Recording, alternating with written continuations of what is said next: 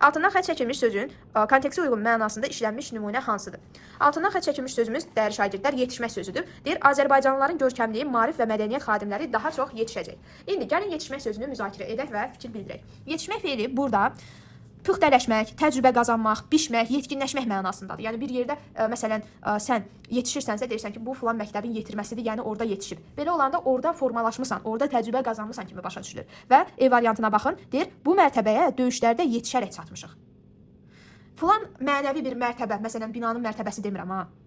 Hər hansı bir vəzifəyə, hər hansı ali bir ada çatmaq, yetişmək mənasında deyir, bu döyüşlərə yetişərək çatmışıq. Yəni püxtələşmişik, günü-gündən təcrübə qazanmışıq və bu səviyyəyə gəlib çatmışıq. Digərləri niyə olmur? Abşeronda da daha çox zeytun yetişir. Burada bitmək mənasındadır, bitki haqqında istifadə olunur adətən. 3 gün əvvəl məktub sahibinə yetişdi, yəni çatdırıldı, çatdı. Meyvələr yetişəndə yığıb sənə göndərərəm. Meyvələrin dəyməsi, yetişməsi mənasındadır. Yəni yeyilməli vəziyyətə gəlməsi.